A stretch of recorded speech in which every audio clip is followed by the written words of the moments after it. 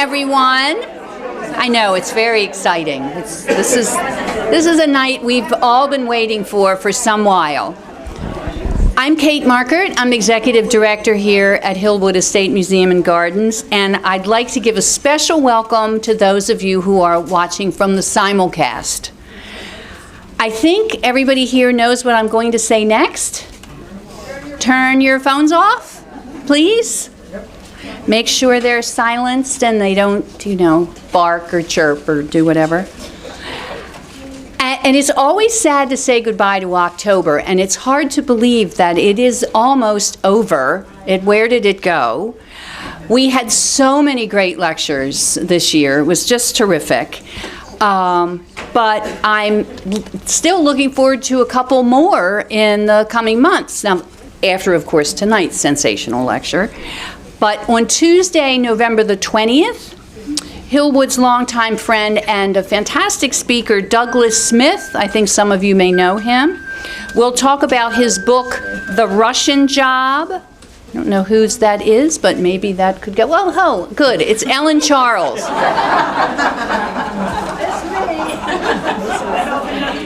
So I think a number of you may have already heard Douglas Smith speak. He wrote the book about the former people, and he's a marvelous historian. But he's written a book called The Russian Job, The Forgotten Story of How America Saved the Soviet Union from Ruin. And that is November 20th. And, of course, it'll be a book signing. And then on December the 10th, make a note of this, December the 10th, Francesca Cartier-Brickell will speak about her new book, The Cartier's Untold Story of the Family Business Behind the Jewelry Empire. She will go on a little bit later than we normally start our lectures, so instead of starting at 6:30, she will start at 7:30, which will give us all time to have dinner in the cafe. So, fantastic. I know that most of you are members, and so you can take advantage of your discount in the cafe. And of course, I know you've already been up in the museum shop. I've seen you. So those of you who attended the dinner time documentaries this summer will know that the food was extraordinary and the ambiance is just terrific. Being able to see Hillwood in the evening, and of course December 10th you'll have the opportunity to do some holiday shopping, and so get your reservations at the cafe early because I'm fairly certain that will fill up. So Francesca has an incredible story about finding her grandfather's trunk of archival material. It's like a miracle. And so it's a spellbinding story and one that you will not want to miss. And of course, you can get a signed book from her afterwards. There's always more than that going on. You can find more information on our website we have special tours, workshops, and a whole lot more next month. We will transform Hillwood for the holidays, and that will we always do trees. We were going to have a great big one here that's going to be inspired by the photography exhibition, and then the 4 trees in the mansion will be inspired by Estella's biography of Marjorie Merriweather Post. So that's something that they will really be cool to see. And we are decorating them the week before Thanksgiving week, because I'm sure you're all aware, Thanksgiving is the latest it can possibly be this year. So instead of missing another whole week of holiday decor, we decided we would just do it the week before. So come on down. So tonight we celebrate the legacy of Hillwood's former executive director, Frederick J. Fisher, with the 9th annual lecture in his honor.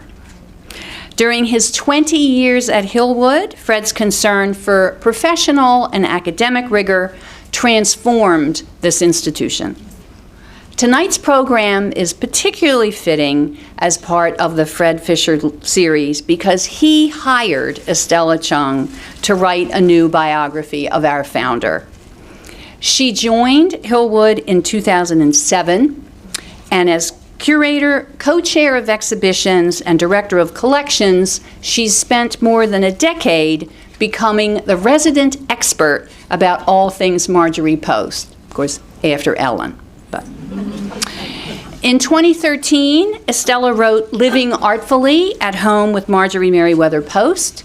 And of course, I'm sure many of you are very aware of that book, which details Post's extraordinary three-estate lifestyle. So now she's going to tell us the life behind the luxury, where she shares a delightful array of details. Marjorie Post indeed had a life of luxury, but Estella reveals Post not only as an elegant public figure, but also as an astute business executive, a deeply caring humanitarian, and as a philanthropist. When not writing, Estella serves on Hillwood's management team and as director of collections, overseeing collections management, the Special Collections Library, and the archives. She's also head of oral history, capturing the recollections of people who knew Post and visited Hillwood during her lifetime. She has degrees in American Studies from the University of Michigan and Brown University. She's also served as curator at the Autry National Center and the Chinese American Museum, both in Los Angeles. Of course, following tonight's lecture, she will be absolutely delighted to sign copies of The Life Behind the Luxury, which, of course, is only at this moment available upstairs in the museum shop. Please join me in welcoming Estella Chung.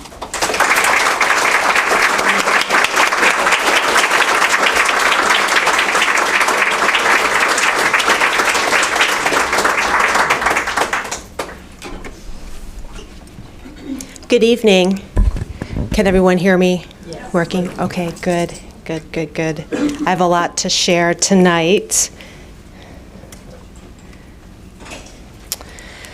So, as we mark the 100th anniversary of the women's right to vote, it's my pleasure tonight to present what our publisher is calling the Pink Book. This thematic and illustrated biography of Marjorie Merriweather Post, who was a person who was not only remarkable for founding a museum in Washington, D.C., not a small feat in itself, but also a very influential woman of the 20th century. And as I speak tonight, being an oral historian, I cannot resist sharing Post's own words verbatim whenever I possibly can. The cultural expressions of Marjorie Post's life not only had style, but they had incredible substance in leadership, generosity, and service. Marjorie Merriweather Post was in full command of her wealth from the sales of the coffee substitute Postum and Post Grape Nuts cereal. She also wielded financial oversight of mansions on multiple estates, a yacht, fabulous jewelry, and an impressive art collection, capably creating and managing a 20th century life of luxury, complete with a butler, footmen, gardeners, and personal maids. But all that being said, it was not Post's ability to read a spreadsheet for which she was often noted in newspapers and magazines. While her many good works made the news during times of war and on behalf of our country, announcements of her social gatherings, what she wore, her 4 marriages, her 4 divorces, and her father's suicide got more ink. Her life in all its honorable, glamorous, and painful moments was syndicated news and truly not a private matter. She was born an only child on March 15, 1887 in Springfield, Illinois. But by the early 1890s, the family had moved to Battle Creek, Michigan, where her father, Charles William C.W. Post, was experimenting with formulas for a coffee substitute he would later call Postum. And so the means for acquiring and sustaining all of Post's mansions originated with this coffee substitute beverage and the later cereal business in Battle Creek. As Marjorie Post said, Postum cereal factories were growing up all around us, she recalled. And then she said, Mother had a very bad time of it. Father was so ill for so long, and she was always waiting on him, fussing and stewing and fretting on it, she said of her parents. And it was C.W. Post's illness that led the family to Battle Creek and also to Christian Science. And she stayed with Christian Science until her death, frequently communicating with a practitioner who lent a good ear, offering guidance and suggesting passages read from Mary Baker Eddy's Science and Health. So maintaining a positive outlook on life, monitoring negativity, and sharing encouraging sentiments remained part of her lifelong practice. Completely avoiding doctors and alcohol was not. In 1905, she married Edward Bennett Close, who hailed from a tradition-minded family, and her father, C.W. Post, who had quite the sense of humor, could not help referring to him as the bundle of old clothes. So, sentiments aside, C.W. Post did bestow upon the couple a staffed estate in Greenwich, Connecticut, on his daughter as a wedding present, and set about teaching the new bride the financial art and responsibilities of running this very large property. And this is very, very adorable. So exchanging letters between the two of them, from Dear Budge and Dear Dada, father and daughter shared their letters back and forth about the financial matters of running a household. And the father, C.W. Post, wrote to his daughter, "Hereafter, when you write business letters, you had better not mix the business with the personal affairs. Generally, a business letter should be filed for future reference, and it should not contain personal matters." So then he sweetly concluded, "So you can write Daddy 2 letters instead of 1. Post toiled over the accounting, and when she got it right, he wrote, "I want to tell you again how pleased I was at the last investigation of your books to observe that you have your affairs in hand, and it was very important that she did." Ella Merriweather died in 1912, and C.W. Post by his own hand in 1914. So in December 1915, Marjorie Post was publicly declared the owner of Postnum Cereal Company, and she was age 28 at that time. So Post's married life, 4 marriages and 4 divorces, spanned from 1905 to 1964. The last marriage lasted 6 years, while earlier unions ranged between 14 and 20 years. As early as 1920s, the newspapers kept a running tally of her marriages and divorces, along with other prominent women of the era. The columnist Betty Beale wrote about this practice. Most newspeople, if the person had been married before, would write it down every single time. They would say who was formerly married to and who had 2 husbands before. Well, that wasn't news. So during Post's 55 years of marriage, she took her husband's names. So at times she was Marjorie Close, Marjorie Hutton, Marjorie Davies, and Marjorie May. And after what would be her very last divorce, she returned to Marjorie Merriweather Post. And for the purposes for tonight, I will refer to her as Marjorie Post, no matter of her marital status. Ultimately, she had 3 children, all daughters. And her business activities, service as an engaged citizen, acts of a philanthropist, continued regardless of her love life. In today's very small glimpse into this incredible life, this new thematic biography of Post, I can only share some of the details, just a little bit of her magnificent way of living, and there's many more in this publication, as Post certainly enjoyed herself most of the time.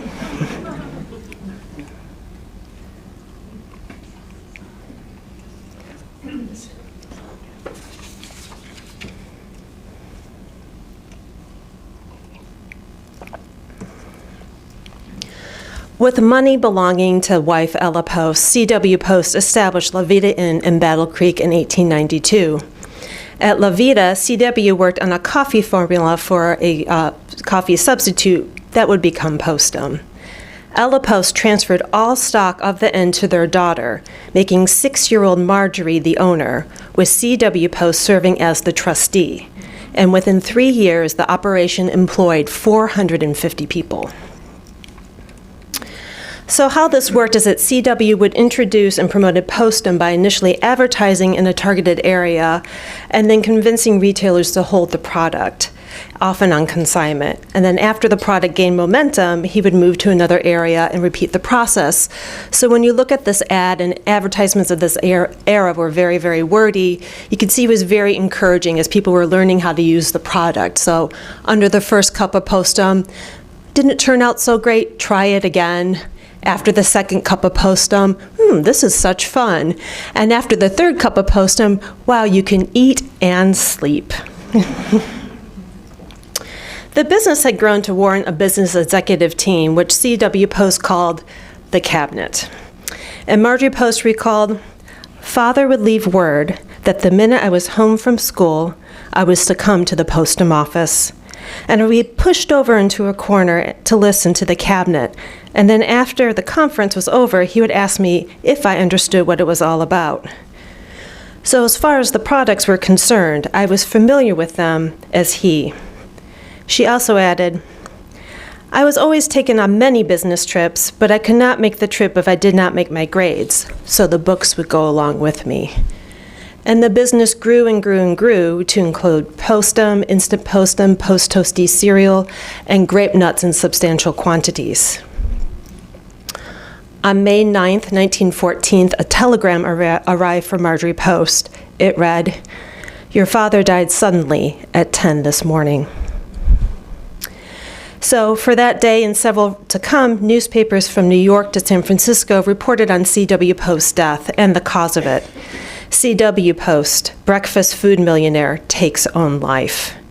Looking back 50 years after losing him, she simply stated, "I was beside myself." Residents lined the streets on the day of the funeral, and syndicated reports indicated that every store in the city was closed, streetcars stopped running, and factories shut down. And truly remarkable floral tributes were sent. This one is from the employees. This is the barn where the first Postum cereal company formula was created. This one was from Marjorie to her father. It's a broken column of carnations. Another one from Adelaide and Eleanor Close. It's a pillow. And then here they are gathered in the First Congregational Church. So C.W. Post's will went into probate immediately.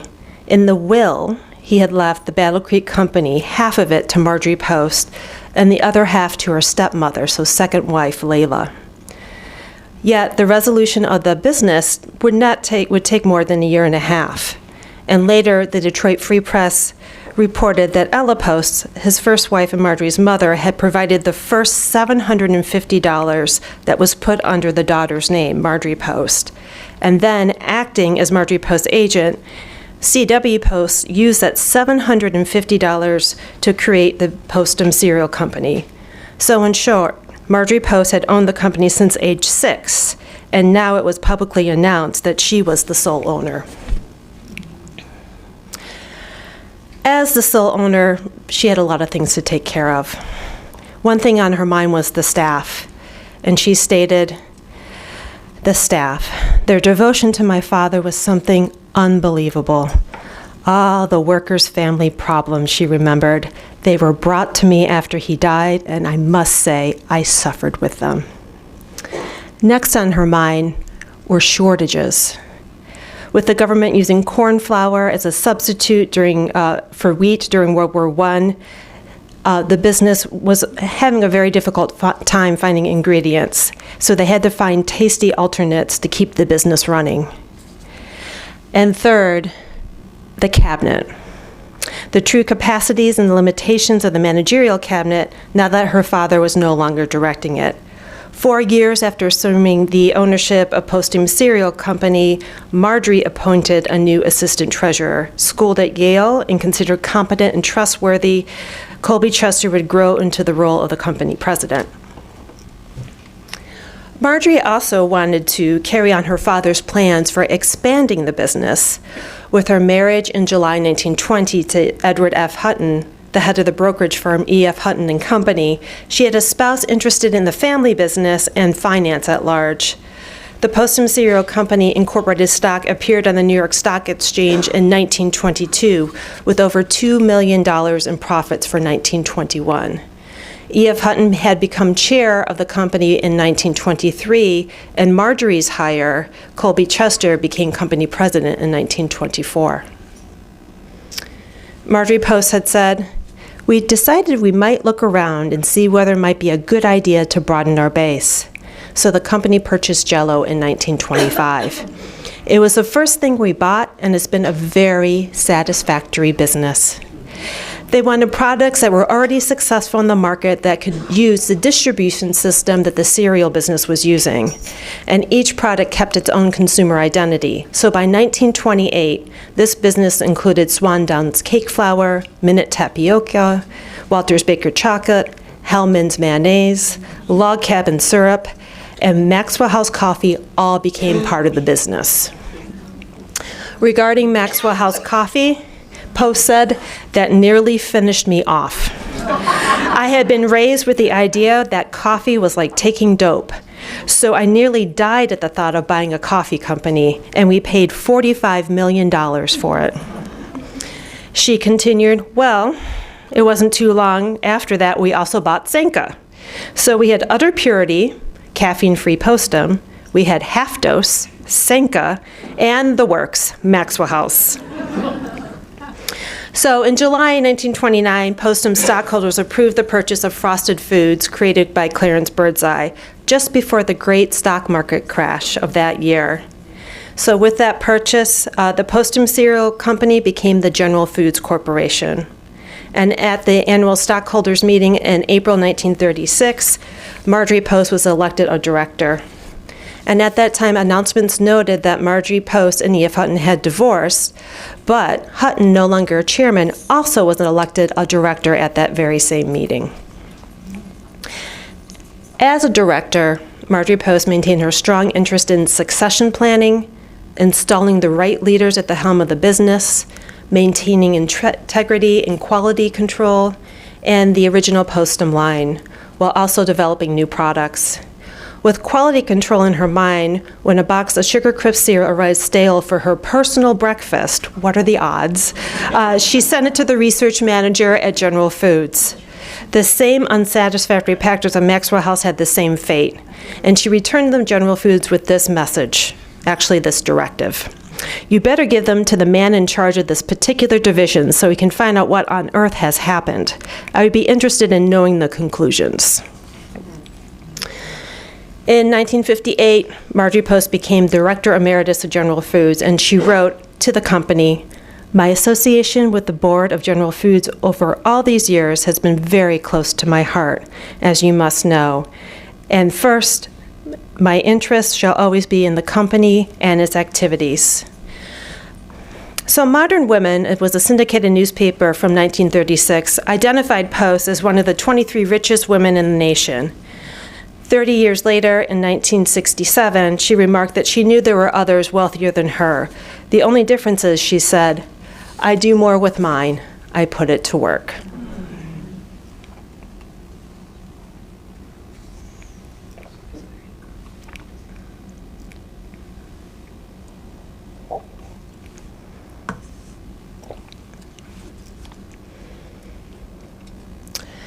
So Marjorie Post knitted, and she would also roll bandages. And with World War I underway, she would knit for the Navy. And when it came times of hardship, large-scale hunger, and opportunities to be an engaged citizen, she chose to be involved, donating her time, money, and thoughtfulness. In fact, she funded a boatload of surgical dressings, enough to outfit a base hospital. This vessel was initially ran while still in the harbor, so she quickly funded a second ship, and this became the first hospital in Savigny, France.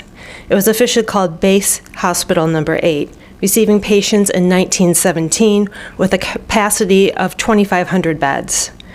By the end of its run, the hospital had cared for 36,000 sick and wounded. Meanwhile, she joined a delegation of women who met with President Woodrow Wilson in October 1917 to discuss the matter of women's suffrage. And she kept her Votes for Women pin and her bright yellow ribbon within her personal scrapbook. She declared that suffrage was a cause that she believed in, and a list published in the New York Times listed Post as a large contributor to the suffrage party of the New York State. With the United States in the depths of the Great Depression, Post told journalists, "Everyone with money owes a duty to our present generation to prevent illness that results when children are undernourished." At that time, men were waiting in food lines, but the Salvation Army did not believe in subjecting women and children to the experience of having to eat the bread of charity in public. A newspaper reported, "The Marjorie Post Hutton Canteen is the only institution in the city of New York where women and children are provided full course meals entirely free. The guests sit at tables arranged for family groups and eat from clean tables with starched linen. In the first 3 months, the Marjorie Post food station fed more than 120,000 women and more than 55,000 children." The food station report reported as guests who had worked hard all their lives, and most of them, upon to a return to normal economic conditions, will find work and support themselves. Now, however, they are destitute, and if denied the opportunity to eat at the station, might starve. The food station staff offered education and inspirational services. However, it was noted, in some instances, freedom from attention and an opportunity to quietly gather up the broken threads of life, unobserved, without comment, is the kindest treatment possible. Post underwrote this canteen for 6 years by adjusting her personal finances. She put her gem collection in a vault and directed the money saved on the insurance premiums to the canteen. So here, it was her style that funded her substance. Looking back on the days of knitting and her public service, Post acknowledged at least one regret. In that instance, she had been knitting a pair of socks for a godchild, and they were olive to match an Army officer's uniform. One day, Post said, "President Dwight Eisenhower was lunching at the house with my husband, Joseph Davies, and he saw me working. And Eisenhower said, 'Oh, come on, make me a pair like that.' And Post admitted, 'Well, I never got around to it, and I've always been sorry.'"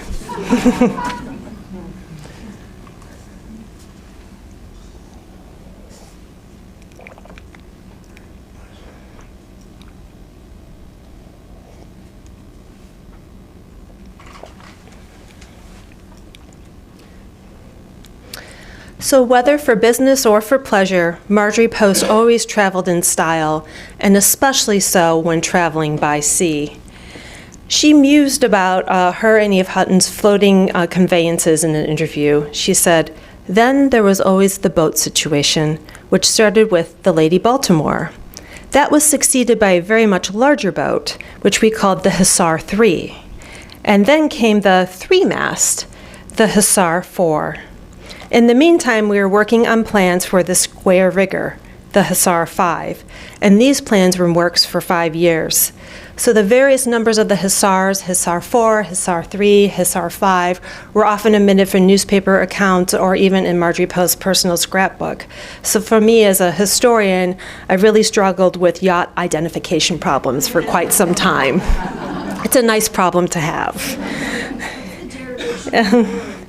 And designing the Hussar V with 4 masts, this started in 1928. Dina Merrill, Hutton and Post's only child together, summarized the process as a great marital collaboration. Dad worked with the ship's architect on the overall layout and the sailing part, while Mother designed the interior.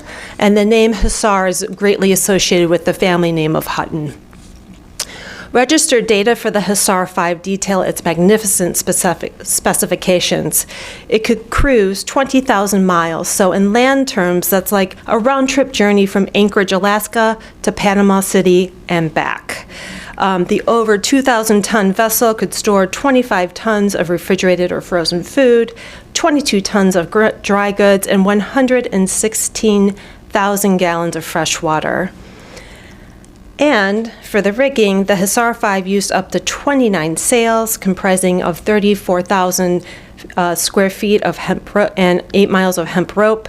And for medical emergencies at sea, the yacht had a hospital, operating equipment, accommodations for 72 officers, staterooms for 16 guests, and enough space to entertain 400.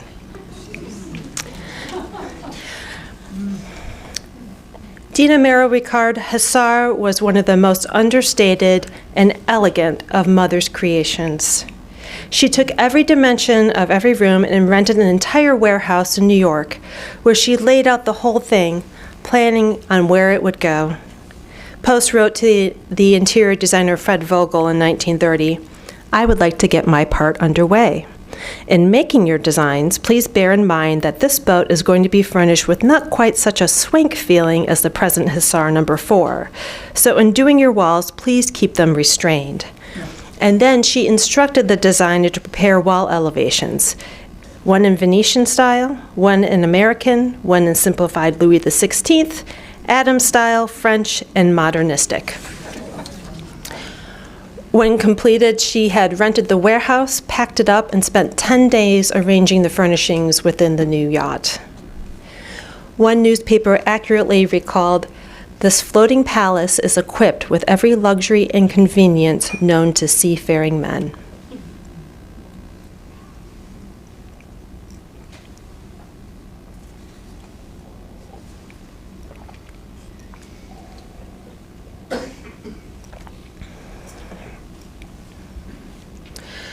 So Post lent her business acumen and substantial financial report to a variety of cultural, artistic, and educational institutions, especially programs for young people. A newspaper reported, "If you feel groovy and you're in Washington, drop in at the Georgetown Inn benefit for the Washington Ballet Guild." The event promised a tango performance by Marjorie Post, and when the day came, Post, age 75, as you see here, danced a tango on the stage, smiling from ear to ear. The new ballet skill blended footwork and brain work and was the very first in the United States to offer these studies in one curriculum. And the board purposely set out to open a non-segregated school with scholarships without regard to race. Referring to that very interesting thank you note sent to Post, by damming a river in Virginia, a 2.5-mile man-made lake was created near the Blue Ridge Mountains of Virginia and served as waterfront for a Boy Scout camp. Marjorie Post wrote back, "I do want to let you know how thrilled I am that the lake is to be called Lake Merriweather for me." And Post had many activities on behalf of Scouting, supporting groups from Texas to New York to Washington, D.C.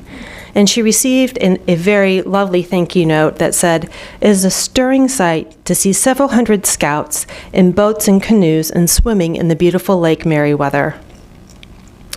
In 1955, she was delighted to make possible the capital area's Scout move into a new headquarters, and this was the largest Scout council in the country, with a goal to make Scouting readily available to all boys in rural and urban areas, regardless of race.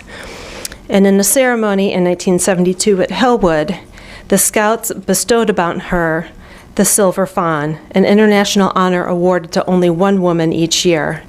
So other tokens of appreciation that she received from the Scouts included a plaque for her garden, a heart-shaped pin, red roses, and my personal favorite, over 3,000 Scout kisses. Post's alma mater was Mount Vernon Seminary in Washington, D.C., and in her day, the school offered the very rare opportunity for higher education for women, so she was incredibly loyal to the institution.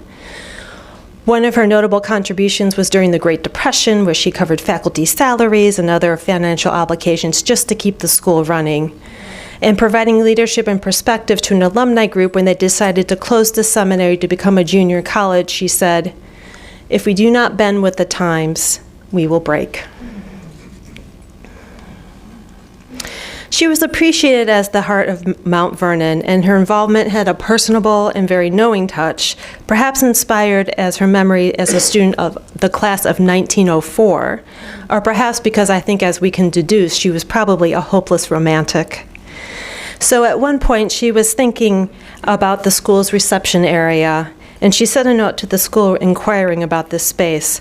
She was wondering about this spot where the young gentlemen callers could be received, something very important in the many minds of the girls, as you well know. For students with top scores at C.W. Post College or Battle Creek High School, she would host them for a Washington, D.C. weekend. And they would be treated to tour and to dine at Hillwood. And while they're in the Capitol, they would also see key historical and cultural sites. For the visit from Battle Creek, Michigan, because her personal plane, the Merriweather, only seated 17, she chartered an entire DC-7 to bring the students over from Battle Creek, Michigan. And for the occasion, she joined them on their tour bus as they toured all the sites around Washington together.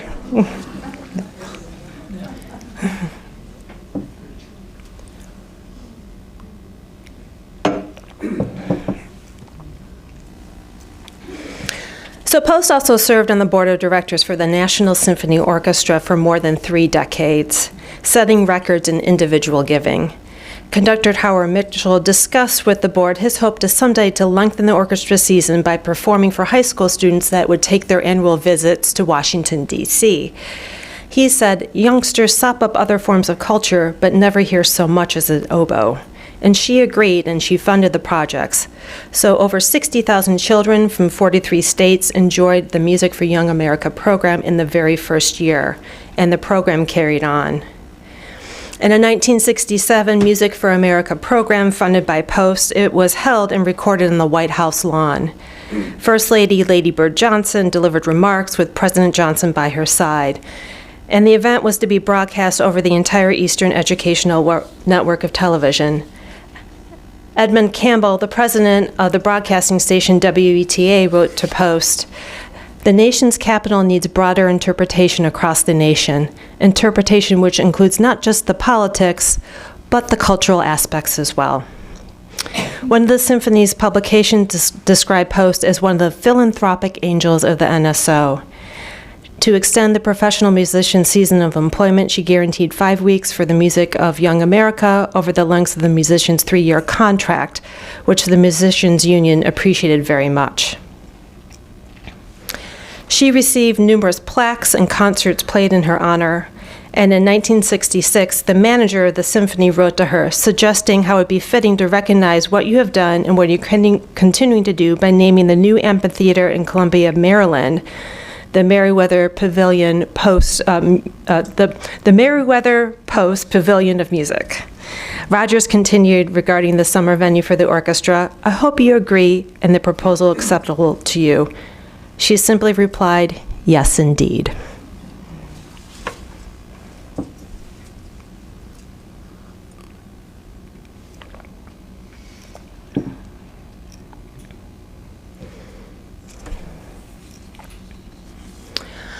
A home you could live in, a home where you can enjoy works of art. I think she really got caught up in it all, and these were remarks from her financial manager, Donald Hamilton, describing her Hillwood estate. In the end, with renovations from 1955 to 1957, Hamilton described, the idea and concept of a museum began to grow on her as she saw how the house was evolving. She had hired a private curator, Marvin Ross, and he did recommend new acquisitions, but as this idea of Hillwood becoming a museum, becoming more firm in her mind, she set him to work to really do a professional inventory of her holdings so it would be prepared to become a professional museum. He also handled lectures and tours and conducted research and published part of the collection. So in many ways, he was running the museum even before it was open to the public. In addition to this, being very forward-thinking, Marjorie Post had set her financial secretary to start preparing numbers on how much it costs to run Hillwood, so that the eventual institution who would run it would have to have a sense of what it would take to run the institution. So by December 1968, an agreement was completed with the Smithsonian Institution, and this was 5 years before her death. On September 12, 1973, Post's 3 daughters telegrammed former First Lady Mamie Eisenhower with the message, "Our beloved mother passed away peacefully in her sleep this morning. We thought you'd want to know." Syndicated news reports said that Post's health had been failing rapidly over recent weeks, and they called her one of the nation's top philanthropists. And I'd like to add, from what I've seen of all this documentation, she was an incredibly personable one.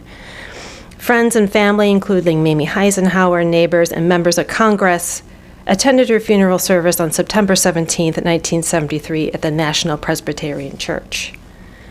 Post's son-in-law, the actor married to Post's daughter, Dina Merrill, delivered the eulogy, and he had written, titled "This Lady." He cited her many admirable traits, including possessing humanitarianism and compassion, coming to the aid of her country without being called, artistic nourishment, leading an examined life, and a belief in the dignity and rights of all people. Later that day, a private Christian Science service was held at Hillwood, and Post's ashes were placed in the Rose Garden Monument. Post's longtime butler remembered, "It was a very rainy evening, and if I must say so, I had the honor of carrying the urn from the house to put it inside the monument." In October 1977, newspapers in the nation's capital announced Hillwood's opening to the public. It was not, however, operating as part of the Smithsonian Institution.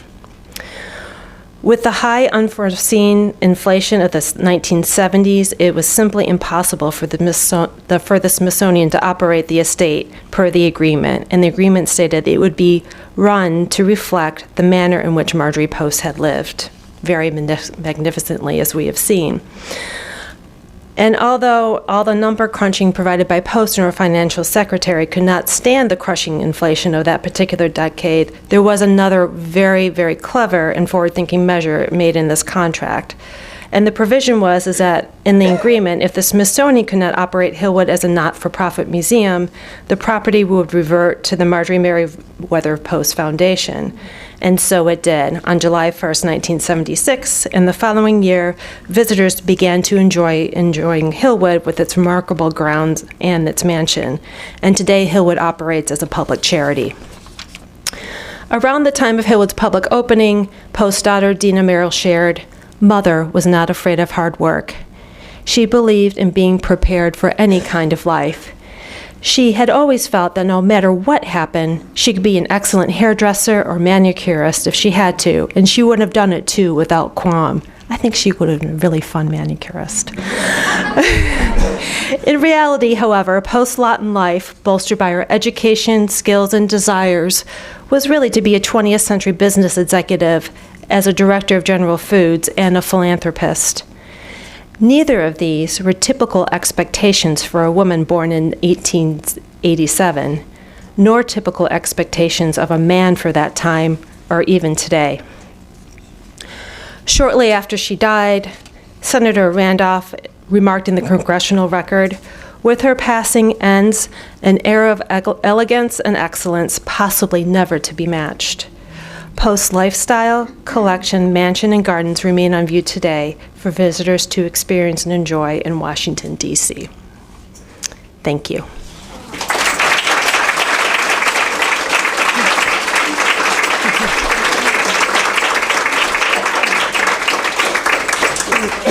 So we have some time for some questions, and yes, right over here. Last time you said her father was ill for a long time, her mother administered to him, but any idea what made him crack? So in the newspaper reports, and there were quite a number of different reports syndicated across the country, the question was about C.W. Post's suicide and what was the cause of it. And it said that he had an appendix operation, which then changed his state of mind that led to the suicide. At least that's what was in the newspaper accounts. So another question? Yes? Did she have any peers in terms of women peers who were running similar or smaller enterprises at the time in the 20s and 30s? So about the time that she became director of General Foods, and I'm sorry her name escapes me, but another heir of the Colgate family was also put as a director of the Colgate-Palmolive Company. But to put her in context, Marjorie Post was about the same age as Rose Kennedy, and then Marjorie Post's youngest daughter, Dina Merrill, was about the same age as Jackie Kennedy, to kind of place her where she is in sort of the generations. Yes. Yeah. You didn't mention Maxwell House. When did they take that over? So that was, it was one of the earlier acquisitions, so it was before, and I'm sorry that the exact date escapes me, but I want to say it was one of those early acquisitions before it became General Foods Company. Thank you. I'm sure she met Eleanor Roosevelt. Did Eleanor Roosevelt inspire her to have these great charitable institutions and set up? So the question was about a relationship with Eleanor Roosevelt, and Marjorie Post's life was so remarkable that I just couldn't possibly hit on absolutely every point in this lecture tonight. But in the book, I do talk about Marjorie Post's time in the Soviet Union, and her husband, Joseph Davies, was appointed by Roosevelt of that time. Marjorie Post and Eleanor Roosevelt knew each other, and Eleanor Roosevelt had awarded Marjorie Post with a significant award in service for her country. Anything else? Yes. Has she been familiar with Soros's society, Soros's women's clubs? The question was, is that have I found documentation about her affiliation with the Cirrhosis Club? And I have not, but I have not seen every single piece of paper. There's an incredible family archive at the Bentley Library in Ann Arbor, but I have not seen that particular affiliation, although she's done many wonderful things. In the back? Did she ever have a problem with any frauds or thefts of she being so fabulously wealthy? You know, I'm interested in the security aspect of someone like that. So the question was she subjected to frauds or theft because it was so openly that she was so wealthy. So right now we have on display at Hillwood the photography of Alfred Eisenstaedt, in which he documented her wonderful lifestyle, and Life magazine had a very, very large distribution, not only nationally but internationally as well too. And if you haven't had a chance, that exhibit is curated by Megan Martinelli, and I do recommend you see it before it closes in the early part of January of this year. But inspired by that incredible photo spread, and I believe it was about 16 pages in Life magazine, so it was quite an extensive article, she received letters from literally all over the world. People asking her for money. Some people asked for guidance, and that was very interesting as well too, but the most remarkable thing is that she had a response come out from her state for almost every one of those letters. So when I said she was very personable, I really see that. Yes. Did she do anything to encourage or support Dina Merrill's acting career? The question was, is that she do anything to encourage or support Dina's acting career? And, you know, I didn't see any documentation about a specific remark about Dina's acting career in terms of what I've said. I've heard rumors that maybe she wasn't too keen on it, but that's not what I've seen specifically in my research. And I think we have time for one more. Yeah. Right. A bit of praise. In the 1980s, I gave a very brief tour to the wife of the then president of Germany, von Herzog. And when she left, she only saw the icon room there and the Danzig's room. When she left, she said, Hillwood, she didn't put her name on the museum. In Germany, the Ludwig Museum in Kuhlau, the Steinen Museum, or chocolate factory people, they put their names on it. And then she also mentioned Mrs. von Herzog. Isn't it amazing? She had 3 daughters, a big family, and she gave everything away because we knew that Mar-a-Lago was given away and also had chocolate. So it was a sort of a reflection of things that that we have seen with Marjorie Post, that when Hillwood does not have Marjorie Post's name, but also with her other estates, that they were either attempted to be given for educational causes or have come to a purpose such as Hillwood. So I want to thank everyone for coming this evening. I will be very happy to sign books if you will give me the pleasure to do so, and thank you again.